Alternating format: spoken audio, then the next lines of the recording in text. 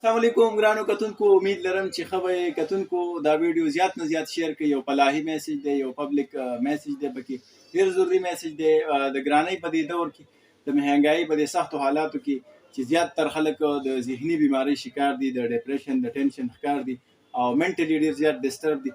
نو د هغه خلکو ته به د دوایانو ضرورت وي، ځکه چې ذهني سکون ورته نشته. د ګرانۍ نه تنګ شوي، د ذهني مرض کې مبتلا دي، د هغوی دپاره د ساړو شاه یو ورور دی چې ایاز نوم دی او فی سبیل الله دغه دوایانې ورکوي.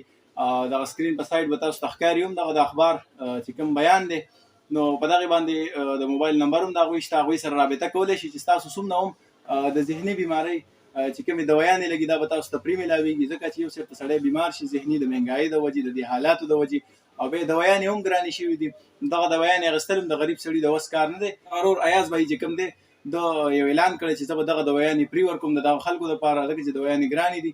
چې څوک هم الله دې نه کړي چې څوک هم داسې بیماران وي، خو زیاتتر خلک داسې شته دي د ټینشن د ذهني ډپریشن ښکار دي او دوایانو اخیستلو وس هم نه کېږي. کور کې جنګ جګړې کوي، جاښې کوي، لانجې کونجې کوي د ګرانۍ د وجې. نو دغه نمبر باندې سره رابطه وکړئ. ایاز بهي سره د تحبۍ تحصیل ساړو شاه سره د هغوی تعلق دی او دغه کار یې کړی. موږ به ورته دعا کوو الله دې وله اجر ورکړي د دې، او تاسو هم دعاګانو کې یاد ساتئ. دغه نمبر باندې سره رابطه وکړئ. دا ویډیو زیات نه زیات شیر کړئ، کېدای شي ستاسو د یو شیر د وجې چاته پیدا ورسي. نو انشاءالله چې تاسو له هم الله اجر درکړي.